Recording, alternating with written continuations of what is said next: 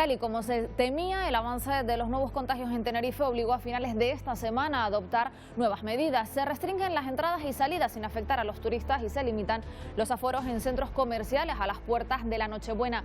Las principales fiestas en la isla podrán celebrarse con un número limitado de personas a la mesa y se adelanta el toque de queda. Europa también teme las consecuencias mortales que deje una tercera ola. 27 de diciembre es la fecha en la que arrancará la vacunación en España. A nivel económico, aprobación de los presupuestos canarios en el Parlamento de Canarias y en el Congreso de los Diputados, avance histórico con la aprobación de la ley de la eutanasia. La migración ha seguido dejando nuevas noticias, llegada a cuentagotas de embarcaciones y la desarticulación de una organización dedicada al tráfico de inmigrantes irregulares entre Marruecos y España. Estos son solo algunos de los temas. Comenzamos aquí la semana.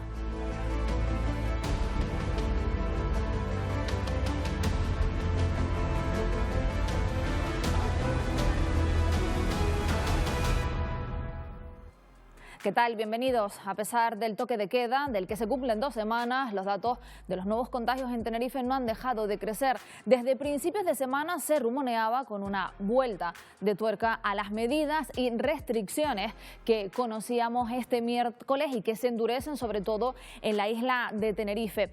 Se ha hecho en un Consejo de Gobierno extraordinario celebrado, como decimos, esta semana, donde se especificaban las nuevas restricciones que entraban en vigor desde la medianoche del viernes. Canarias limita las salidas y entradas a la isla de Tenerife a motivos plenamente justificados.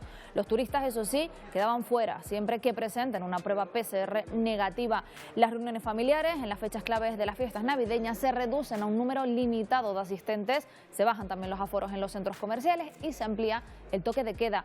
Unas medidas que el propio presidente de Canarias admitía que eran mucho más duras. Estas medidas son duras. Seguramente quienes me están escuchando y viven de la restauración estarán recibiendo un varapalo. Y siendo duras, hoy las tomamos con la única voluntad de que puedan mejorar de manera inmediata. En la última ocasión en que tomamos medidas duras, y estas son más, dije claramente que se tomaban medidas como el toque de queda para no tener que tomar la medida de cerrar los restaurantes. Lo dije tan claro como lo estoy repitiendo ahora.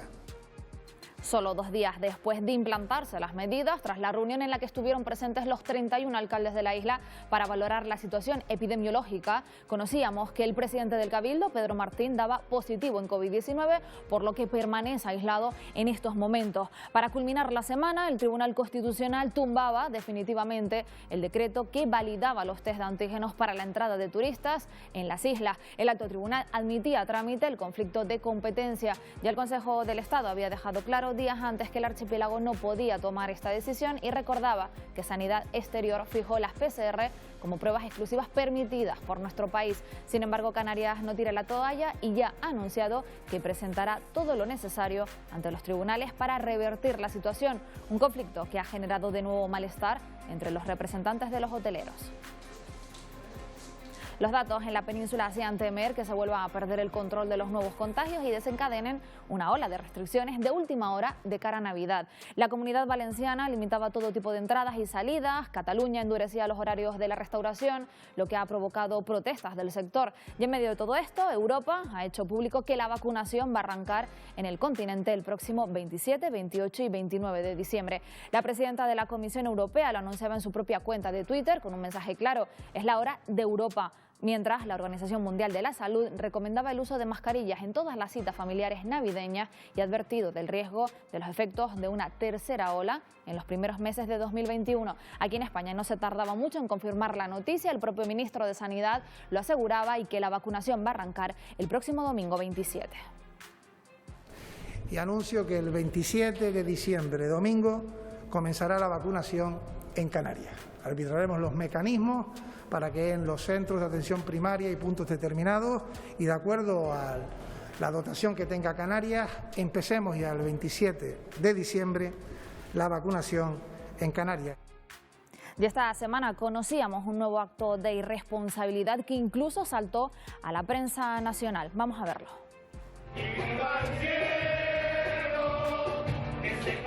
Fue la celebración de la cena navideña de la murga Los Chachotú de Las Palmas de Gran Canaria, un nutrido grupo de murgueros reunidos en un espacio cerrado, muchos sin mascarilla. La murga se defendió asegurando que se sacaron de contexto estas imágenes virales en las redes sociales. La Dirección General de Salud Pública abrió diligencias para la apertura de expediente sancionador si procede a todos los componentes.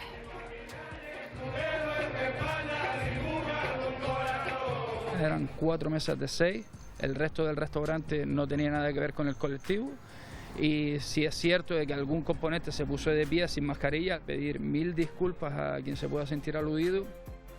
No son datos oficiales, pero se estima que desde marzo se han destruido cerca de 10.000 empresas en Canarias, la mayoría de ellas sin asalariados a su cargo. Para que se hagan una idea, durante todos los años de la crisis del ladrillo cerraron 14.000 empresas. El Consejo Económico y Social ha reclamado ayudas públicas para evitar la desaparición de más empresas y también más apoyo a las familias. A día de hoy hay 85.000 canarios que están en ERTE. Para abril más o menos es donde va a venir una posible situación caótica, porque vamos a ver la realidad económica de lo que va a pasar con la gran cantidad de empresas que, teniendo en este momento el paraguas de los ERTEs, no sabemos cómo van a reaccionar. Hay actuaciones directas y ayudas directas que pueden de verdad solventar esta situación para que cuando nos recuperemos estemos mejor, o la situación va a ser muy delicada y va a tener un incremento no solo en las previsiones de crecimiento del PIB y de paro. Seguimos hablando de economía porque esta semana se han aprobado los presupuestos para la comunidad autónoma en el Parlamento de Canarias para 2021. Son unos presupuestos que incluyen un aumento del gasto del 5%, pero están marcados por la incertidumbre de un escenario dominado por la pandemia, según reconocieron los grupos del pacto de gobierno, al igual que subrayaron la voluntad de diálogo y consenso con que han afrontado este debate parlamentario ante la magnitud de la crisis. Ciudadanos llegó a reconocer el esfuerzo. Coalición Canaria, Partido Nacionalista Canario, anunció que no podía validar unas cuentas que no sirven para afrontar los problemas de Canarias, y el Partido Popular las tachó de inútiles, a la vez que acusó al pacto de pasar el rodillo. El presupuesto canario para 2021 asciende a 9.501 millones de euros. La Policía Nacional informó esta semana de la desarticulación de una organización dedicada al tráfico de inmigrantes irregulares entre Marruecos y España. Este entramado criminal es supuestamente responsable de la llegada de cientos de personas en patera a las islas de Lanzarote o Gran Canaria. Podrían haberse lucrado con más de 75.000 euros. De los 19 detenidos, 10 de ellos residían en Lanzarote y el resto en la península. Casi todos son de nacionalidad marroquí. El defensor del pueblo en funciones ha visitado esta semana el centro de atención a migrantes de Barranco Seco. Allí aseguró que las instalaciones cumplen con todos los requisitos que establecen los protocolos sanitarios. La visita tuvo lugar después de analizar la situación de la migración en el archipiélago con el presidente de Canarias, Ángel Víctor Torres. Hay unas 150 personas, están organizadas por llegadas, es decir, en cada carpa hay un número de personas según fue la patera donde vino. Se cumplen las condiciones que establecen los protocolos sanitarios. Y es que la llegada de pateras continúa su flujo, aunque eso sí es verdad que va disminuyéndose. Tan solo en esta semana han llegado al archipiélago más de 6 embarcaciones, prácticamente todas ellas a la isla de Gran Canaria, pero los últimos 7 días nos dejan un trágico suceso respecto a la migración: el hallazgo del cadáver de un migrante de 22 años en un hotel de Playa del Inglés. La Policía Nacional se hacía cargo de la investigación, aunque todas las pruebas indician apuntan a una muerte natural. Cambiamos ahora de asunto y les contamos una noticia que los servicios informativos de Radio Televisión Canaria han estado muy pendientes durante toda la semana. Es la huelga indefinida de los médicos especialistas. Protestan por el abuso de los contratos temporales que aseguran llevan encadenando desde hace décadas. Solicitan una plaza propia y aseguran que solo piden que se cumpla la ley. Desde el Gobierno de Canarias se insiste que la intención es llegar a un acuerdo lo antes posible. Y semana importante también en el Congreso de los Diputados, donde se ha aprobado la proposición de ley orgánica de la eutanasia, que regula las garantías y condiciones necesarias para pedir y recibir asistencia para morir. Con 198 votos a favor, 138 en contra y 2 abstenciones, la nueva norma ha conseguido sortear la primera etapa de su tramitación parlamentaria y ahora deberá someterse al voto del Senado y se espera que entre en vigor en abril. España será el 6º país del mundo en legalizar la eutanasia. Por unos días también estuvimos muy pendientes del carguero de propulsión nuclear que navegaba en la costa africana cuando sufrió una avería. El miércoles tuvo que cambiar el rumbo y pasar a solo 35 millas de Fuerteventura. Cuando parecía que ya se iba a alejar de las islas, sufrió un contratiempo. Son imágenes en exclusiva del carguero, cedidas por Salvamento Marítimo a Televisión Canaria. Su capitán tuvo que ser evacuado hasta Gran Canaria por sufrir meningitis. El mismo jueves el barco continuaba su travesía hasta Rusia. Y terminamos recordando que estos días conocíamos mejor a uno de los mejores docentes de primaria de toda España, que además es canario. Este profesor es el único del archipiélago que figuró en la lista de los 10 mejores profesores de enseñanza primaria del país. Se llama Esteban Santana y es profesor en un colegio de infantil y primaria, el CEIP Santa Bárbara, en la isla de Gran Canaria. Se trata de la cuarta edición del concurso Educa a Banca. Vamos a ver ya en mayor profundidad todo lo que ha dado de sí esta semana. El Gobierno de Canarias ha anunciado medidas más restrictivas para la isla de Tenerife. Se adelanta el toque de queda desde las 22 horas hasta las 6 de la mañana. También se suspende la actividad en el interior de cafeterías y restaurantes.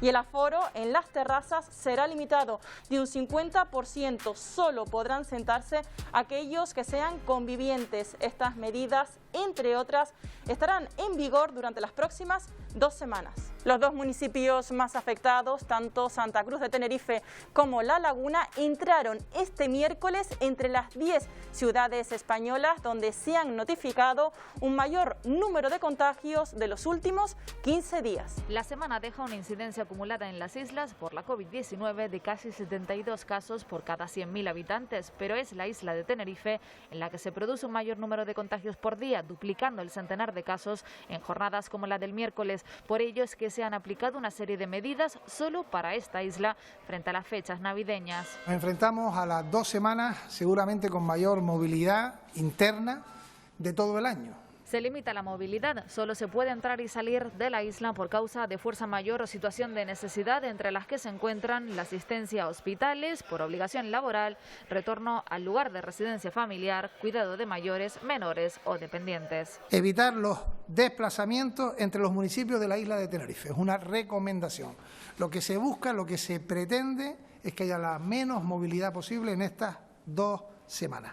En cuanto al sector de la restauración, pueden ofrecer el servicio a domicilio, pero no la actividad en su interior. Los centros comerciales tienen una limitación del 33% del aforo por planta y los aparcamientos, la limitación es del 50%. Que las respeten, que las hagan cumplir, que no nos hagamos trampas, que hagamos este último esfuerzo, este último sacrificio, que seamos corresponsables y autorresponsables en nuestra intimidad. Se limita también el transporte público, se suspende la actividad deportiva y limitaciones también tanto en horario como en número de comensales en Nochebuena y Nochevieja. El Gobierno de España anuncia que en nuestro país la vacunación comenzará el próximo 27 de diciembre, mientras se aplican nuevas restricciones de cara a Navidad también en la península ante el temor de que se vuelva a perder el control de contagios. La Comunidad Valenciana limitaba todo tipo de entradas y salidas. Cataluña endurecía los horarios de la restauración, lo que ha provocado las protestas del sector. Y en Madrid se decide reducir de 10 a 6 las personas que pueden reunirse durante las fiestas navideñas después del aumento de casos en un 16% de los últimos días. Y en medio de todo esto, Europa hacía público que la vacunación arrancaría en el continente el próximo 27, 28 y 29 de diciembre. La Organización Mundial de la Salud recomienda, además, el uso de mascarillas en todas las citas familiares navideñas y ha advertido del riesgo de los efectos de una tercera ola en los primeros meses de 2021. Canarias cuenta ya con sus presupuestos generales para el año que viene, una importante ley que determinará a qué destina el Gobierno sus ingresos y sus gastos. Serán casi 8.500 millones de euros con los que se busca mitigar el impacto de una crisis económica que se prevé muy dura, sobre todo si el sector turístico no logra remontar. Y en ese contexto de incertidumbre, las discrepancias entre Canarias y el Estado en relación a los test de antígenos han hecho que esta semana patronal y sindicatos se hayan vuelto a pronunciar. Lo que invitamos una vez más es al Gobierno nacional a entrar en razón, a entender que la única manera de que el turismo pueda volver a funcionar de manera no perfecta, porque sabemos que no va a ser así, no infalible, pero es a través del testeo y del testeo posible. Lo llevan solicitando desde hace meses y piden que el Estado reflexione. Test de antígenos sí, dicen, porque son una alternativa más económica que las PCR. Es la puntilla final y la muerte final al turismo hasta que tengamos una vacuna avanzada en el tiempo en el año 2021. Hay turistas que ya están incluso quitándose ya sus reservas. Estamos al borde ya de otro cero turístico. El Gobierno recuerda que el informe del Consejo de Estado no es vinculante y seguirán insistiendo para que se autoricen. Tendremos que defendernos jurídicamente y seguir hablando con el Gobierno de España. Seguir hablando para armonizar, porque estoy totalmente seguro y convencido que los antígenos se van a implantar. En ese mismo pleno salía adelante la ley más importante que cada año aprueba el Parlamento. Estoy convencido que al margen de los perfiles ideológicos legítimos vamos a estar todos del lado de la recuperación de la economía y del bienestar y especialmente de la salud de nuestra gente.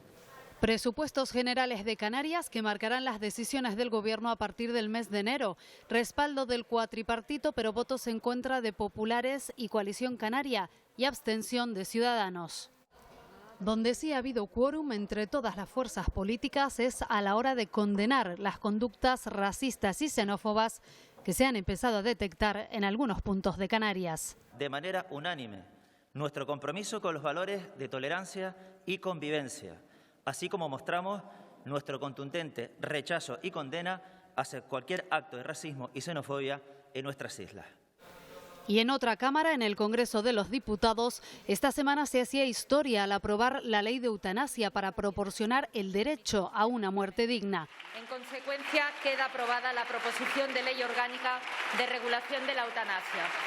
España se convierte así en el sexto país del mundo que cuenta con esta norma. El pasado 31 de enero de 2020, Reino Unido abandonaba oficialmente la Unión Europea. Eso sí, a grandes rasgos, el Brexit quedaba sin efecto. Todo seguía prácticamente igual, salvo que Londres perdía su silla en las instituciones comunitarias. Comenzaba entonces un periodo de transición que termina en apenas 12 días, el próximo 31 de diciembre.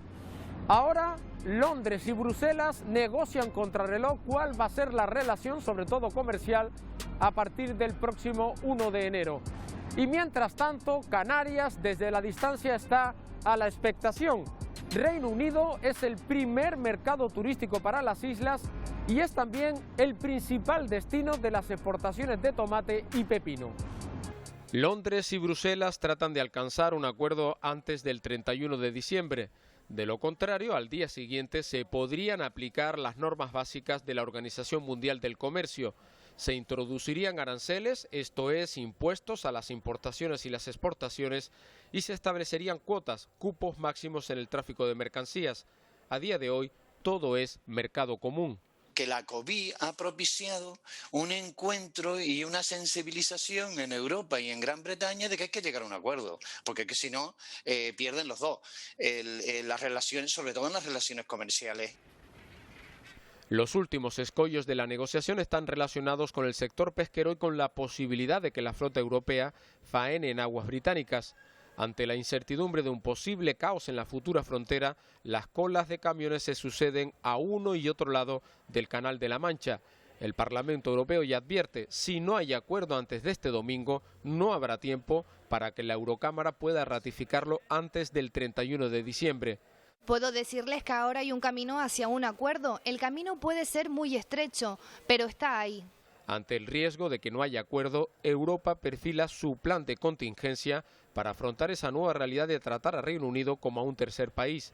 Mientras, desde la distancia, Canarias sigue los acontecimientos. Más de 7.200 empresas isleñas importan de Reino Unido y las exportaciones de tomates o pepinos tienen en el mercado británico a su principal destino. Brexit, cero turístico, caída del mercado interior. El sector encara un presente y un futuro marcados por la incertidumbre. La verdad que estamos mal por todos los sentidos. Estamos mal por el cierre de la restauración, estamos mal por el cierre de colegios, el cierre de hoteles. Entonces el transporte tampoco nos está acompañando. Entre tanto, Canarias lograba esta semana que la Comisión Europea aprobara la modificación del POSEI para 2021. Se confirma que, pese al Brexit, se mantienen las mismas ayudas anuales a las exportaciones hortofrutícolas y se mejoran las líneas de subvenciones en otros sectores. Garantizar las ayudas al sector del tomate y del pepino a pesar de que Reino Unido abandone la Unión Europea, y por otro lado hemos mejorado la ayuda al sector vitícola, también a la ganadería y también a la ayuda a la producción de huevos. Con acuerdo o sin acuerdo, el 1 de enero de 2021 pasará a la historia como el día en el que Reino Unido consumó su amenaza de abandonar el proyecto europeo. Es una de las últimas medidas que el Gobierno adopta en el año. Desde 1982, el Consejo de Ministros fija el salario mínimo interprofesional para el ejercicio siguiente en su última reunión. Este martes, Ministerio de Trabajo, patronal y sindicatos mantenían el primer encuentro técnico, una reunión a la que llegaban con las posiciones más encontradas que nunca, incluso en el seno del propio Gobierno de coalición. Discrepancias en materia laboral que no son un hecho aislado. También este mes de diciembre, una enmienda de Más País a los presupuestos generales del Estado reabría otro debate, el de la reducción de la jornada laboral a 4 días. La pregunta es sencilla: ¿está el sistema productivo español preparado para asumir una jornada laboral de 32 horas? Hoy analizamos los pros y los contras de esta propuesta. Tenemos que remontarnos a 1919. Tras una dura huelga, España se convirtió en el primer país europeo en fijar la jornada laboral en 40 horas semanales. 100 años después conservamos el modelo, aunque nada tiene que ver la sociedad de entonces con la actual. Sin embargo, son mayoría los que consideran que no es el momento para abordar una reforma de estas características. Esto hacerlo en un país como este, con una dependencia tan grande del sector servicios, es muy complicado, y también podríamos caer en la tentación de legislar para unos determinados sectores de actividad y no poderlo hacer para lo otro por el incremento de costes que seguramente la implantación podría llevar. Si no bajáramos el salario, el empresario tendría que hacer frente a un 25% más de coste salarial. Y del momento en el que nos encontramos, que además puede generar desconfianza en los empresarios y parar contrataciones, que en este momento es algo crítico. Hace falta mantener e incrementar el empleo y sacar personal del ERTE, no lo contrario. En el otro lado de la balanza, los que opinan que contribuiría a reducir la huella ecológica y que hasta mejoraría la productividad. Que va a ser imposible el trabajo para todos, y el poner sobre la mesa estas 32 horas semanales hace que incluso mejore la producción, que las propias empresas puedan alargar el tiempo de producción. Sí se han hecho experimentos en empresas de corte tecnológico, por ejemplo, y han visto que ha salido bien, que ha subido la productividad de sus empleados, concilian bien su vida profesional con su vida doméstica, pero eso no significa que extrapolemos eso y que pueda funcionar en un país como el nuestro, con tantos problemas, ¿no? En lo que existe una mayor coincidencia es en el ámbito en el que se debe afrontar un debate como este. Es algo que hay que mover en los entornos de los convenios colectivos, de la negociación colectiva y de la mesa de diálogo social. Yo no creo que tengamos una regulación legislativa que obligue en esa materia, pero nada impide que a través de la negociación colectiva en determinadas empresas, ya las hay de hecho, pues pueden implantar esa jornada. Y no es el único punto en el que parece difícil el consenso. Este sí, sobre la mesa, la subida o congelación del salario mínimo interprofesional. En el lado de la subida, la ministra de Trabajo, Yolanda Díaz, situaba este incremento en el entorno de la revalorización de las pensiones, un 0,9%, lo que colocaría el salario mínimo en los 958 euros. Propuesta que choca con la parte económica de su gobierno y con la patronal, que apuestan por la congelación. Y entendemos que las empresas, en las circunstancias actuales, en las cuales está siendo difícil sobrevivir, no están preparadas para recibir ese incremento. Consideramos que no se puede seguir aplazando esta subida del salario mínimo, teniendo en cuenta que es una cuestión que ya estaba acordada con el Gobierno en el pasado ejercicio. La subida más cuantiosa desde la década de los 80 se produjo en 2019, cuando nos situamos en los 900 euros. Luego, en 2020, se aumentó un 5,5, situándolo en los actuales 950 euros. Para conocer la cifra de 2021, quedan todavía algunas semanas por delante. 300 donaciones de sangre diarias es lo que necesita el Instituto Canario de Hemodonación y Hemoterapia para cubrir las necesidades de hemoderivados de los centros hospitalarios de todo el archipiélago. Una cifra que no se está alcanzando en los últimos meses y que ahora, con la presencia de la COVID-19, es más necesaria que nunca. Un gesto muy sencillo y que ayuda a salvar vidas. Por eso, desde el instituto piden un año más durante las fechas navideñas que la gente acuda a donar.